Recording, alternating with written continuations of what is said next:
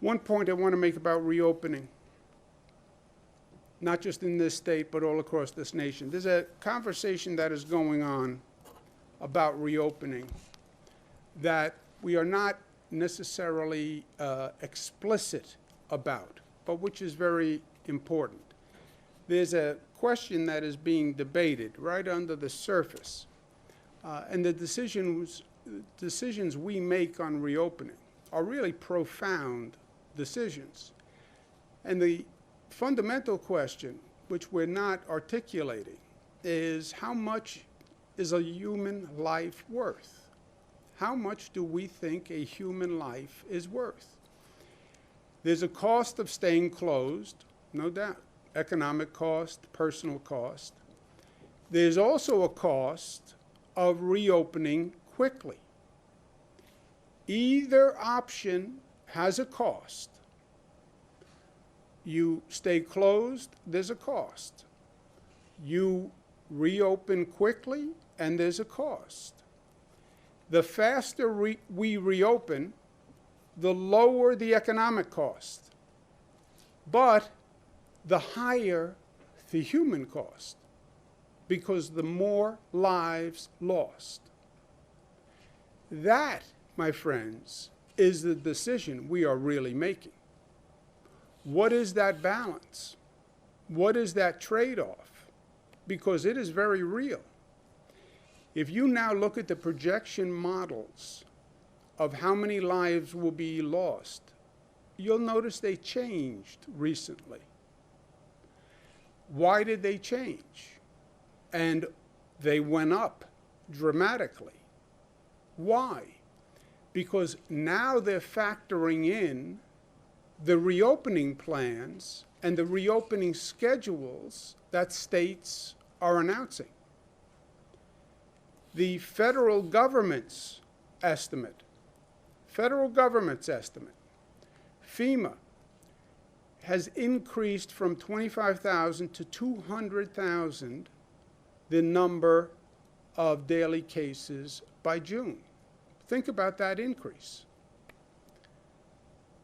The IHME, which is a foundation model supported by Gates, which is the preferred model by the White House, when they were projecting deaths by August 4th, they projected in early April 60,000 deaths.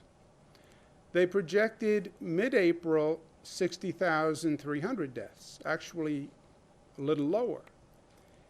Their new projection is 134,000 deaths. How did it go from 60,000 deaths to 134,000 deaths? This is the model which the White House relies on.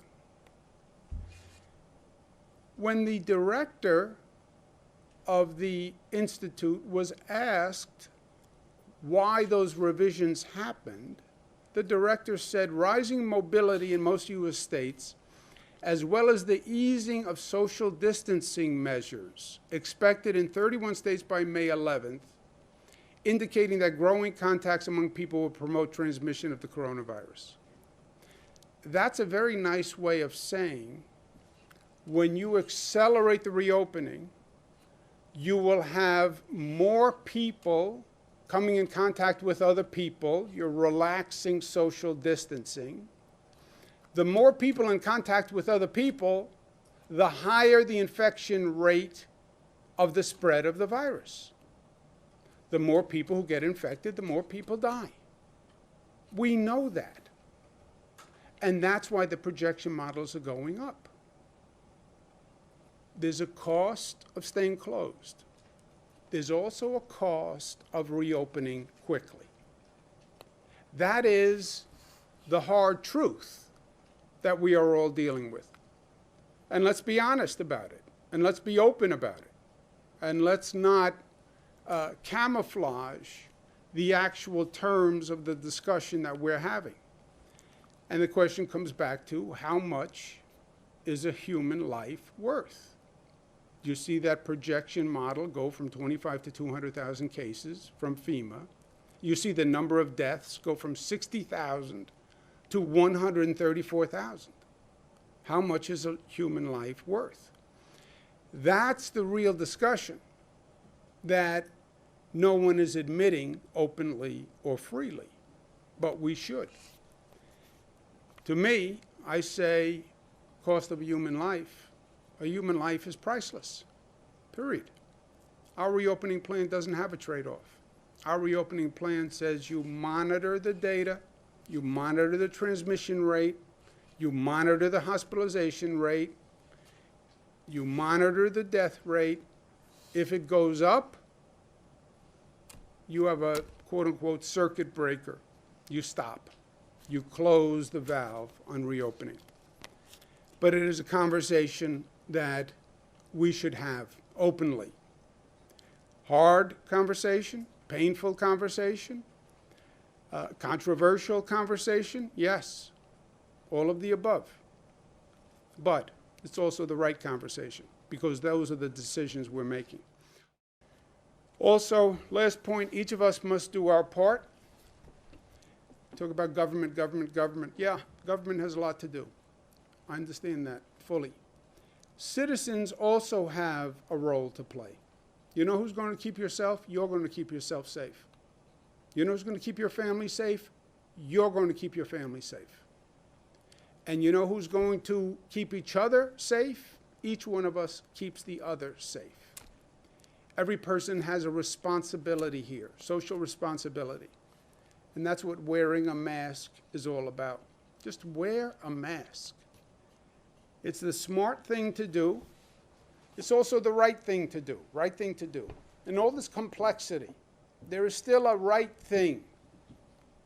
You still know what's the right thing to do and the wrong thing to do. Maybe right thing is a New York expression. I don't think so. You know what the right thing to do is. Nobody has to tell you what the right thing to do is. The right thing to do is to wear a mask. Because it's not about you. It's about my health. You wear a mask to protect me. I wear a mask to protect you. And wearing a mask is not the greatest intrusion. I do not understand why people think it's such a burden to wear a mask